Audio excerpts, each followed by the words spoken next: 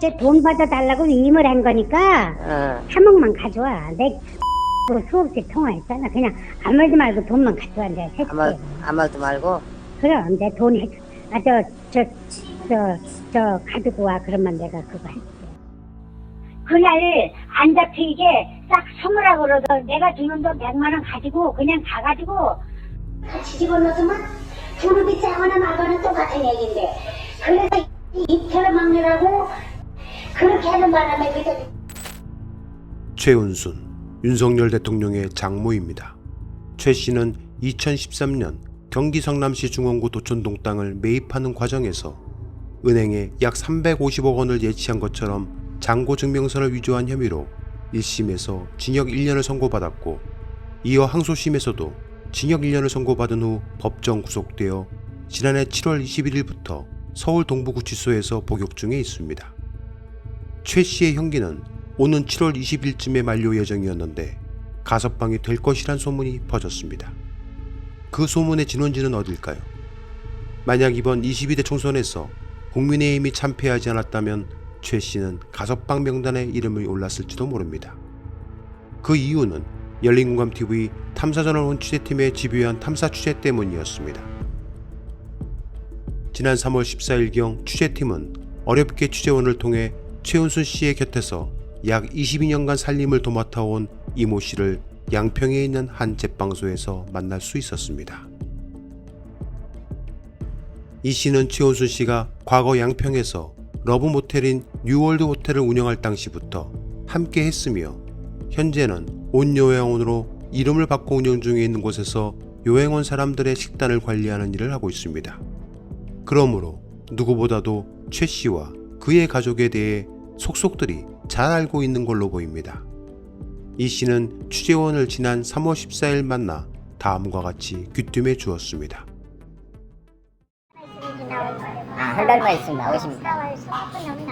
선거 끝나고? 원래 1년 7월 달까지 했는데 그냥 선거 끝나면 나온다 그랬어요. 그리고 이 씨는 탐사저널 원 취재원에게 매우 충격적인 이야기를 하게 됩니다. 바로 해당 취재가 진행되던 지난 3월 14일 이 씨는 최은순 씨가 총선이 끝나면 풀려나올 거라 말합니다. 얼마나 교도관들 피곤하겠어요. 오래 있으면 한 달에 나오겠어요. 나올 거. 이건 한국을 떠난다. 대부분 돈이 안 나오니까 또 나오는 기자들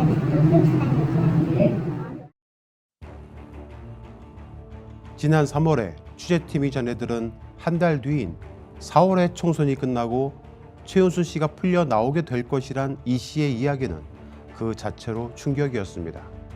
이에 저희 취재팀은 법무부와 동부구치소를 대상으로 집요할이 많지 최은순 씨의 보석 또는 과석방 여부에 대해 질의했었습니다.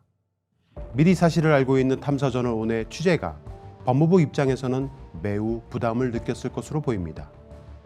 물론 총선의 결과가 국민의힘의 참패로 이어져 당장 가석방으로 최 씨를 풀어주는 것이 윤 정부의 입장에서는 부담이 갔을 수도 있었을 겁니다.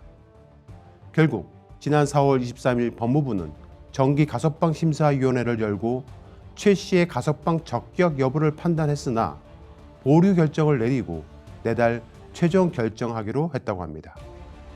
보류 대상이 되면 자동으로 내달 가석방 심사 대상에 오르게 되는데 5월에 다시 심사를 하게 되는 겁니다. 탐사저널 온 취재팀의 이러한 취재 내용은 여러 경로를 통해 법무부와 동부구치소에 가석방 확인 취재를 위한 질의 등으로 알려졌고, 결국 총선 패배 등으로 부담을 느낀 정부가 당장 4월 말 가석방 심사는 보류한 것으로 보입니다.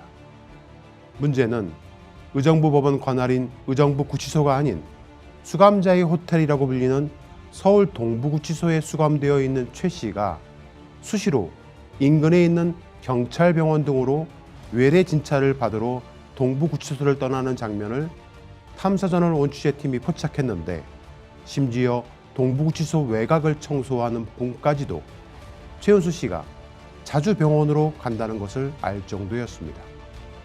취재팀은 매일 오전 특정 시간대에 동부구치소 후문에 서 있는 벤츠 승용차에 대해 외곽을 청소하는 분에게 질문해 보았습니다.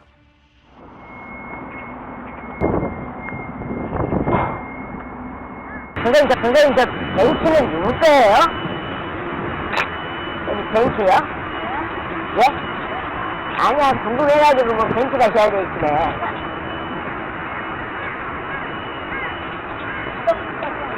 예? 예?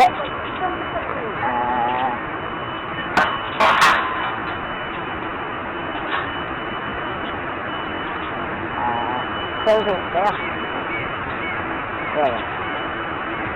벤츠 있어요? 최 씨는 1년의 형기 기간 중 거의 대부분의 시간을 동부구치소 인근에 있는 경찰병원에서 지내고 있다는 저희 보도에 대해 그 어떤 답도 내놓지 못하고 있습니다.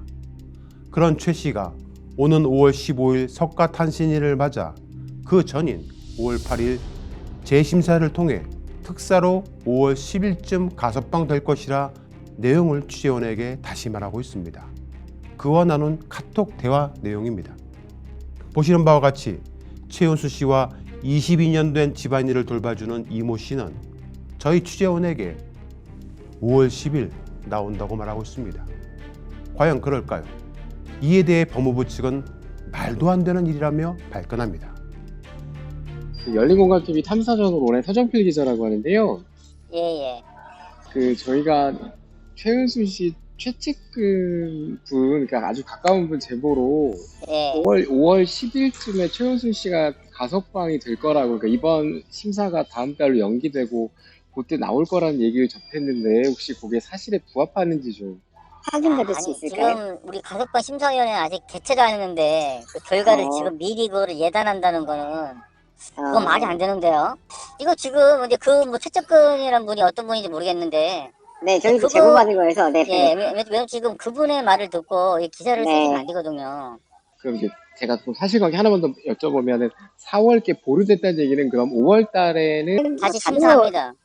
그러면은 최은순 씨에 대해서 다시 심사가 이루어졌겠군요. 5월 달에 열리면. 최은순 씨, 그렇죠. 최은순 씨뿐 말고 나머지 다른 사람들도 다 있죠. 있는데 거기에 중요한 최은순 씨도 포함이 됐다. 그러니까 한 달이 연기된 것이다, 보류된 것이다, 이렇게 이해하면 되겠군요. 그렇죠. 예, 연기된 거다, 연기됐기 때문에 그 결론에 대해서는 아무도 모른다. 법무부의 공식 입장은 5월 재심사를 통해 가석방 여부를 결정한다는 겁니다. 하지만 최 씨의 오랜 측근은 5월 10일쯤 나온다고 말했습니다.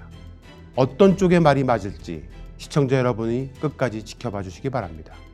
저희 탐사전을 오는 끝까지 최은수 씨의 부당한 특혜성 보석이나 가석방이 아닌 만기 취소가 이루어질 때까지 질문하고 또 질문하도록 하겠습니다. 지금 영상에서 보시는 사람의 이름은 김진우, 최은수 씨의 큰 아들이자 김건희 씨의 오빠입니다.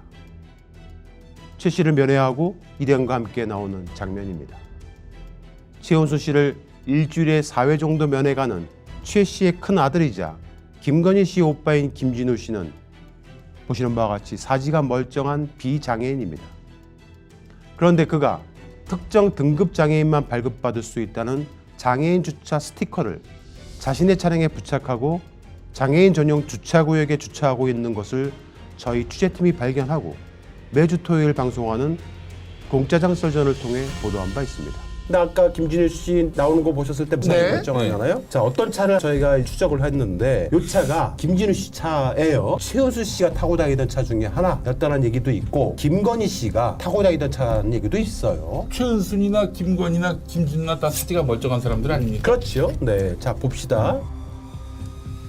자, 보시면 이 보세요. 지가 왜 장인석에다가 저렇게 딱 돌 때리지 않습니까? 장애인 차. 아니 사지가 멀쩡한 사람이 장애인 전용 주차 구역에다가 일반인들이 차를 세우면 과태료가 10만 원, 9만 원 뭐 넘어요. 10만 원까지 들어갔는데. 네. 근데 저도 사실 멀쩡한 사람이 장애인 딱지를 붙이고 불법이죠. 자기 혼자 딱 세우려고. 이 보도는 265만 장애인과 그 가족들에게 자괴감을 주는 보도였습니다. 하지만 그 어떤 레거시 미디어도 해당 보도를 받아주지 않았습니다. 약 20여만 명이 본방을 시청했고 74만여 명이 쇼츠 영상 등으로 시청을 했지만 그 어떤 언론도 정치인들도 김건희 오빠 김진우 씨의 장애인 주차구역 꼼수 행위에 대한 잘못을 지적하는 곳은 없었습니다. 시청자 여러분, 최은수 씨와 김건희 씨, 그들 가족에게 특혜는 당연한 것이며 그들이 누리는 특권은 검사라는 무소불위의 힘을 가진 권력자들로부터 나온다는 것을 증명이라도 하듯 살아온 것이 아닌가 생각이 됩니다. 윤 대통령의 장모 최은수 씨를 22년간 보필해온 이모 씨에 의하면 문제의 양평공원 지구 아파트가 어찌된 영문인지 굉장히 일찍 분양이 모두 끝나면서 최 씨 일가가 큰 돈을 벌게 되었다고 말하고 있습니다. 그녀의 이야기를 들어보겠습니다. 다 먹고 살자고 하는 거지. 진짜 뭐 사업가들이 뭐 제대로 깨끗한 사람 있어? 그렇지? 지금 이제 양평하고 붙이는데 그게 시끄러워서 그게 엄청 빨리 돼서 그래서 다 뒤에서 어쨌든 누가 봐줬으니까 그렇게 되는 거지. 그렇죠. 누가 뒤에서 좀 봐줬겠지. 열린공감TV 탐사전을 온 취재팀은 최은수 씨의 내연남이자 윤 대통령의 장인으로 불리는 김춘식 씨의 제2국정농단 의혹 보도를 시리즈로 보도한 바 있습니다. 특정 보도가 나가자 대통령실에는 비상이 걸렸고 급기야 김춘식 씨는 부랴부랴 이민을 간다며 자신이 그동안 수집해온 골동품 등을 처분한다고 이민세일 현수막을 내걸기도 했었습니다. 그렇게 김춘식 씨는 오랫동안 자신의 집무실로 사용했던 양평 명인샘 갤러리를 떠났습니다. 대외적으로는 이민을 가는 것으로 위장했지만 실제는 연희동 쪽으로 이사를 간 것으로 보입니다. 양평 공홍지구 아파트 특혜 의혹과 더불어 전국을 강타했던 이른바 김건희 로드로 알려진 양평 서울 간 고속도로의 기착지인 양평군 강산면 병산리 일대 땅은 최은수 씨와 김건희 사남매가 12필지를 1987년 11월 24일 분할 상속받아 지분을 5분의 1씩 나눠 소유하고 있습니다. 87년은 김건희 씨의 부친이 사망한 해이기도 합니다. 지난해 7월 양평고속도로 특혜 의혹이 불거지자 당시 원희룡 국토부 장관은 해당 토지는 김건희 씨 일가의 선산이기 때문에 개발 자체가 되지 않는다고 말했습니다. 즉 선산이기 때문에 개발 목적이 아니라는 설명이었는데 해당 토지들은 아주 오래전부터 지목 변경, 등록 전환 등 토지에 대한 개발을 착착 준비해온 정황들이 발견되기도 했습니다. 김씨 일가 땅에 도착하면 눈에 띄는 것이 파란 지붕의 전형적인 패널 구조물 형태의 창고입니다. 병산리 1000-2, 1000-5, 1000-10 토지 세 필지는 등기부 등본상 김춘식 씨가 2000년 7월 18일 소유권을 취득한 것으로 되어 있습니다. 김춘식 씨는 도대체 최은수 씨 가족과 어떤 관계이길래 그들 가족이 공동 소유하고 있는 땅에 소유권자로 등록되어 있을까요? 앞서 말씀드린 파란 지붕의 창고도 저희 취재팀이 취재한 바에 의하면 김춘식 씨의 골동품들을 보관하는 수장고로 쓰고 있다고 합니다. 문제는 김건희 씨 일가 땅인 이곳을 김춘식 씨가 아주 오래전부터 지목 변경을 직접 했던 사실들을 탐사전을 온 취재팀이 확인했습니다. 그리고 너무도 충격적인 사실을 알게 되었습니다. 시청자 여러분, 지금 보시는 문서들은 김춘식 씨가 부랴부랴 이민을 간다며 양평 자신의 집무실을 떠나며 버리고 간 쓰레기 더미 속에서 찾아낸 서류의 일부입니다. 해당 서류 중 토지대장을 살펴보면 양평 강산면 병산리 1000-2에 대한 소유권 이전을 김춘식 씨가 2000년 7월 18일 이전받게 됩니다. 그리고 5년 뒤인 2005년 6월 23일 지목 변경을 하게 되는데 양평군에서는 이미 2002년 5월 26일 산지 전용 허가지 복구 준공 통지를 통해 주택 및 창고 목적으로 토지 개발을 하는 것을 허가해 줘 버립니다.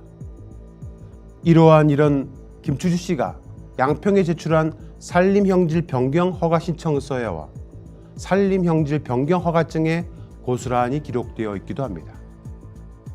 그런데 여기서 취재팀은 소름 끼치는 충격적 서류를 발견하게 됩니다.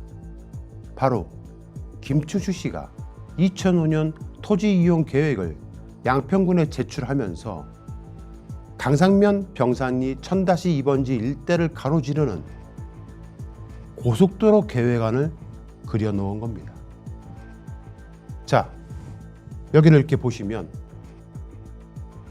이 땅들이 김건희 씨 일가의 땅인데 여기에 바로 고속도로 계획선이라고 뚜렷하게 적혀 있습니다. 이 서류에 적힌 고속도로 계획선은 저희 탐사전을 온 취재팀에겐 정말 너무도 큰 충격이었습니다. 그 이유는 작년 원희룡 전 국토부 장관이 말했던 김건희 씨 일가의 선산이기 때문에 개발계획 따위는 없었다라는 호언장담과 정치 생명을 걸겠다고 말했던 그 모든 것이 완전 거짓말이 되는 순간이기 때문입니다. 김추주 씨가 버리고 간 해당 서류들은 저희 탐사전원 취재팀이 잘 보관하고 있다가 만약 양평고속도로 특혜 의혹 특검이 열리게 된다면 국회에 제출할 용의가 있습니다. 최은순 씨와 가족의 식사와 허드렛 일을 22년간 돌봐준 이 씨는 취재원에게 윤석열 대통령은 검찰총장으로 끝냈어야 했다며 다음과 같이 말하기도 했습니다.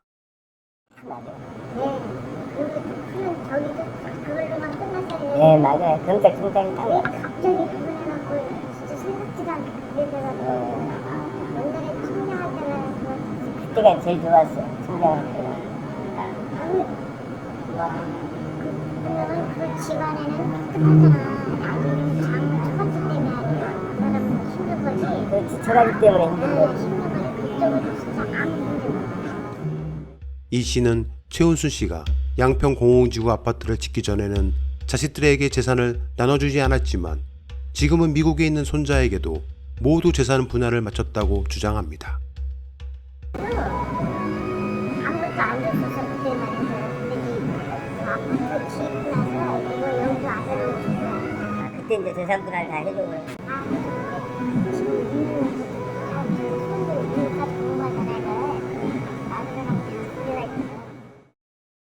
이 씨의 주장은 최은순 씨의 또 다른 30년 가까이 지인이었던 취재원에게서도 확인할 수 있었습니다. 딸 그 아들한테 제일 많이 줬을 거야. 큰딸 아들. 그놈이 외국에 유학 보낸 것도 다 김건희가 얘기해서 미국 그 유학 보냈잖아. 그 나경원이 그것 쪽에. 국제학교. 예. 그래가지고 뭐 그때 나 만났을 때 그러더만 세계에서 세 번째 좋은 회사로 들어갔대. 그래서 내가 아니 회장 백이 있어서 그런 좋은 회사 들어갔네. 그러니까 저기 뭐야 뭐 백 있어서 들어가 공부 잘해갖고 들어갔지 그러더라. 백 있으니까 들어가지 뭐. 본인은 손주들한테까지 재산 분할 다 해놨잖아. 다 해놨을 거예요. 재산이 좀 많아요. 난 그 재산 어디서 그렇게 많이 났는지 모르겠어. 양평 고속도로 특혜 의혹에 이어 또다시 전국은 김건희 씨의 명품 가방 수수 사건으로 들썩였습니다. 외신들도 앞다투어 한국의 영부인이 명품 가방을 수수했다고 일제히 보도했습니다. 정말이지 국제적 망신이 아닐 수 없었습니다. 그러자 대통령실은 명품 가방을 수수한 김건희 씨에 대한 조사는 전혀 하지 않고 오히려 검찰은 가방을 전달한 최재형 목사에 대한 수사에 착수하고 최 목사를 스토킹 혐의로 입건하기에 이르렀습니다. 참으로 어처구니 없는 일이 아닐 수 없습니다. 김건희 씨에 대한 명품 가방 수수 사건이 불거지자 대통령실은 대통령 부부에게 접수되는 선물은 대통령 개인이 취하는 게 아니라 관련 규정에 따라 국가에 귀속돼 관리된다며 선물을 돌려주지 않고 대통령 기록물 관리법에 의해 대통령 기록물로 규정하고 대통령 기록관에 보관했다고 발표를 했습니다. 과연 그럴까요? 최은수 씨와 김건희 씨 가족의 허드렛 일을 22년간 도와준 이모 씨는 저희 탐사전을 온 취재팀에게 또 하나의 매우 충격적인 이야기를 전해주었습니다. 바로 최은수 씨가 감옥에 들어가기 전에 서초동에 있는 아크로비스타 김건희 씨의 집에 가서 쏟아져 들어온 선물들을 가져왔다는 겁니다. 직접 그녀의 이야기를 들어보겠습니다.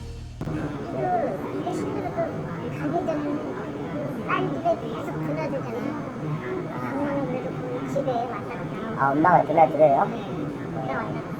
서초동에?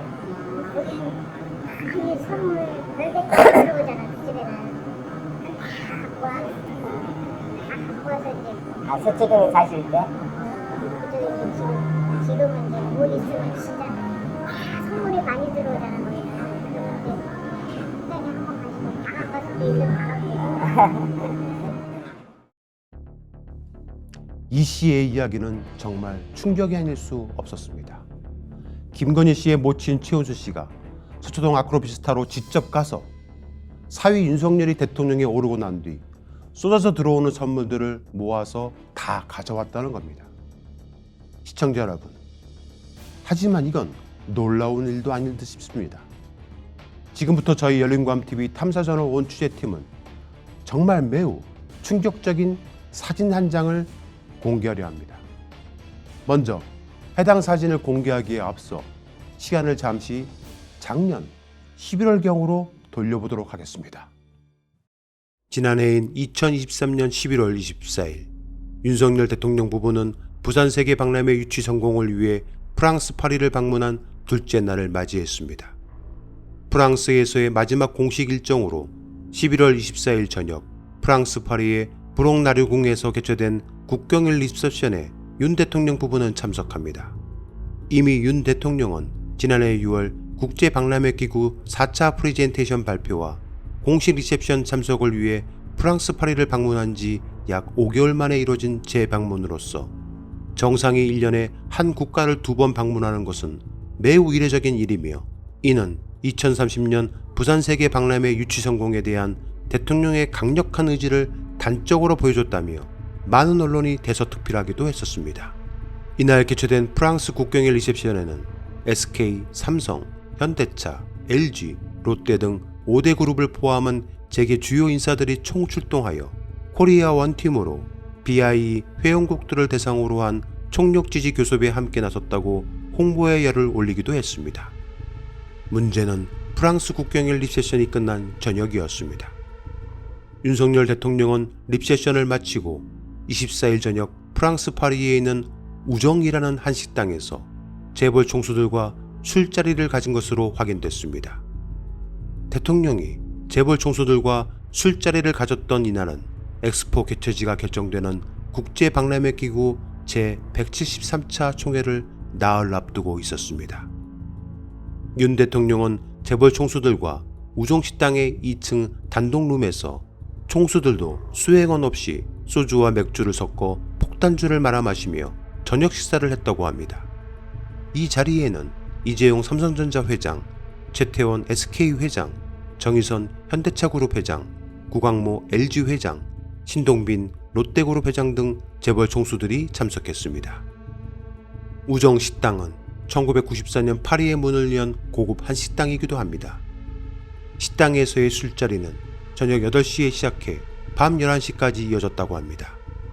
당시 김은혜 대통령실 홍보수석은 24일 현지 브리핑에서 팀 코리아와 함께 엑스포 유치를 위해 1분 1초를 아끼지 않고 쏟아붓는 윤 대통령의 혼신의 대장정은 이 시각 현재도 진행형이라고 말했습니다.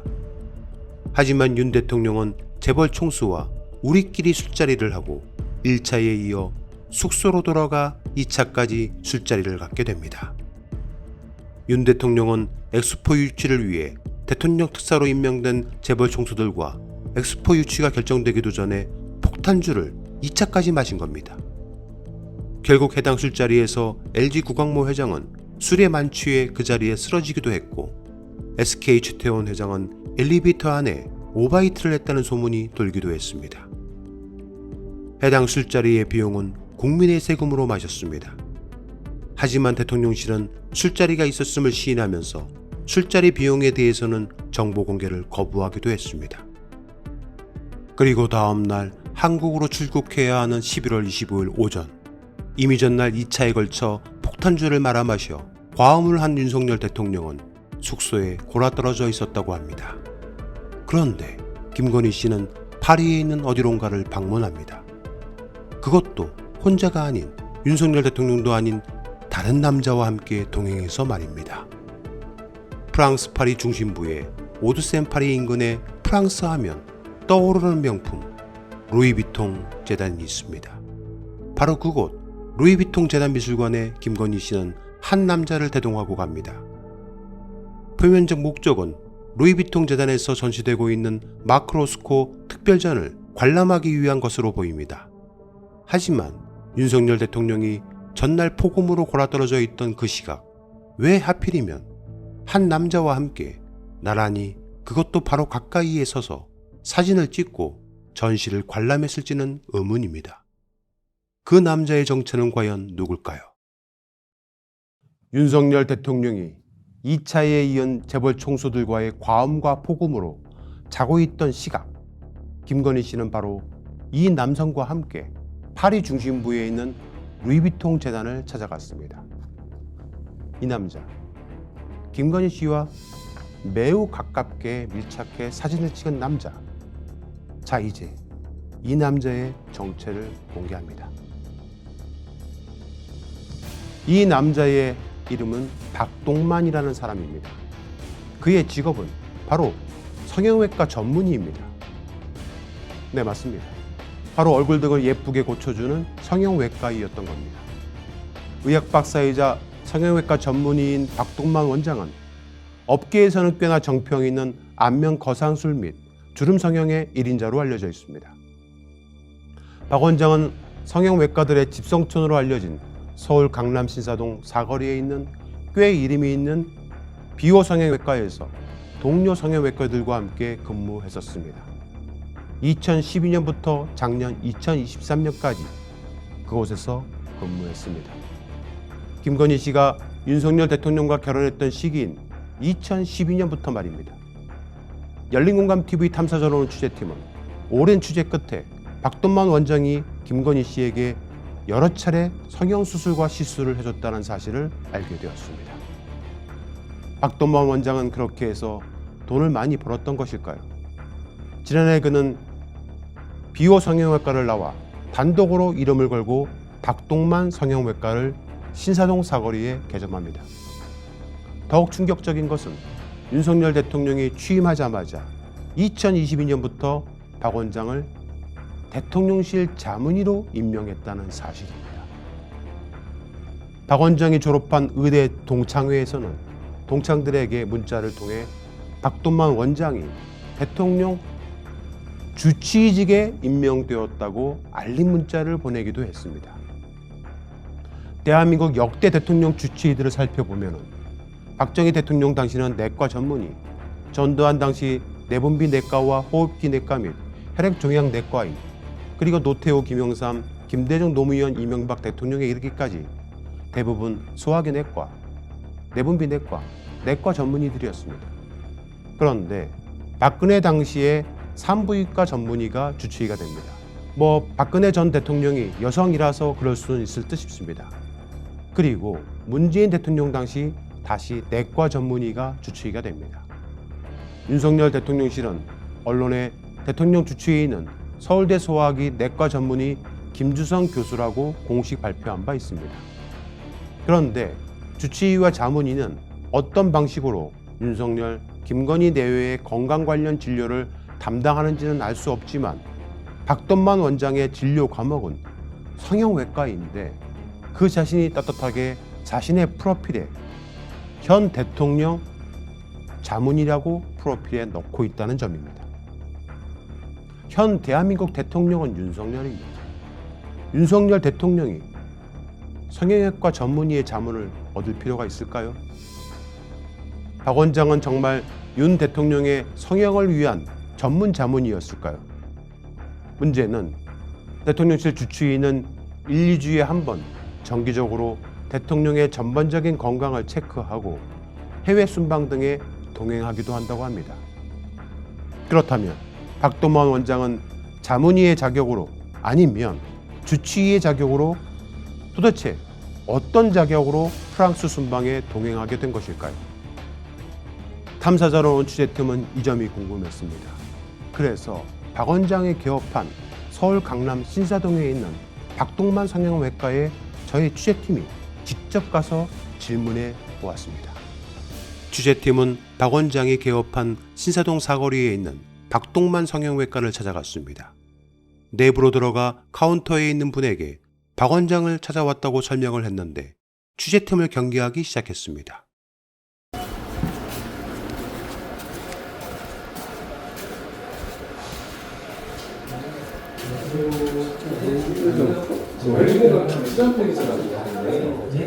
기자인데요, 혹시 원장님들이 괜찮으실까요? 기자님들이 뭐 때문에? 여쭤볼 게 좀 있어요. 제보받은 게 좀 있어서 뵐 수가 있을까요? 만나고 뭐 때문에 그래? 아, 예. 그 얘기 그러니까 어떤 원장님 계시 전화 연락을 주는데 연락이 안 되세요? 기다리고 있어요? 예. 카운터에서 취재팀을 맞은 사람은 박 원장의 동생인 것으로 확인됐습니다. 결국 박 원장을 만나지 못한 취재팀은 여러 차례에 걸쳐 박 원장에게 전화를 걸었습니다. 하지만 어찌된 영문인지 그는 전화를 받지 않았습니다. 혹 모르는 전화번호는 받지 않는 사람인가 생각해 취재팀은 문자, 카카오톡 등을 통해 지난 2023년 11월 25일 김건희 씨와 프랑스 파리에 있는 루이비통 재단을 방문한 사실이 있는지 질문해 보았습니다. 한동안 문자와 카톡을 읽지 않았던 박 원장은 드디어 확인을 하였습니다. 하지만 지금까지도 박 원장으로부터 어떠한 답도 들을 수 없었습니다. 더욱 충격적인 것은 탐사저널 원 취재팀이 입수한 정보에 의하면 2023년 11월 25일 루이비통 재단을 방문했던 그날 전시를 관람하던 중 김건희 씨가 알 수 없는 이유로 쓰러졌다는 겁니다. 취재팀은 첩보를 입수하고 해당 사실을 물어보았지만 그에 대한 답도 들을 수 없었습니다. 만약 그날 김건희 씨가 박 원장과 루이비통 재단을 방문하면서 쓰러졌다면 왜 그랬을까? 그 이유가 궁금합니다. 해당 이유에 대한 의혹 질문에도 박 원장은 묵묵부답이었습니다. 기자의 질문이 허위사실이거나 명예훼손에 해당한다면 충분한 반론권에 응당 박 원장은 어떤 식으로든 대응해야 합니다. 전화를 받지 않는다고 문자나 SNS 등을 회피한다고 진실을 감출 수는 없기 때문입니다. 오늘 열린공감TV 탐사저널 5는 총 4가지의 중요한 보도를 시청자분들께 알렸습니다.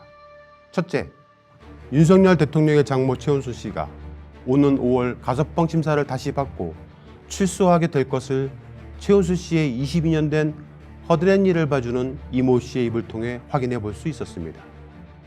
과연 돌아오는 5월 10일 또는 5월 14일 최은순 씨가 가석방이 되게 될지 그 귀추가 주목이 됩니다.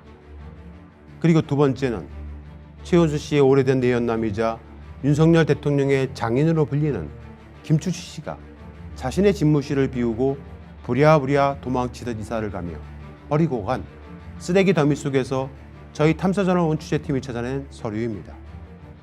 일명 김건희 로드로 알려진 양평 서울 간 고속도로가 김건희 씨 일가의 땅을 거쳐 지나는데 개발에 필요한 땅의 형질 변경 신청 시기가 언론에 알려진 것과 다른 2005년경이었고 그 사실을 김추식의 지목 변경 신청 서류에서 확인할 수 있었습니다.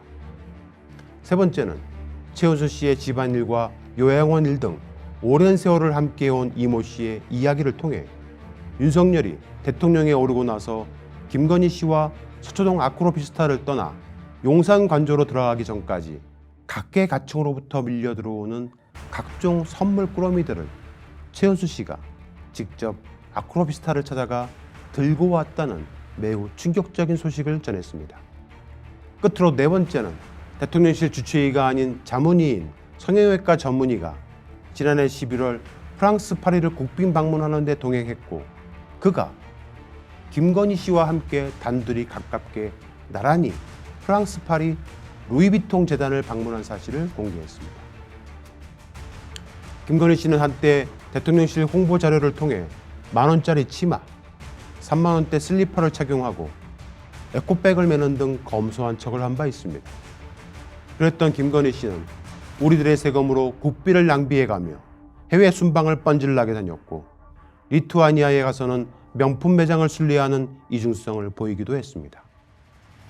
문제는 김건희 씨가 프랑스 파리 루이비통 재단에서 갑자기 알 수 없는 이유로 쓰러졌었다는 믿을 수 없는 첩보입니다.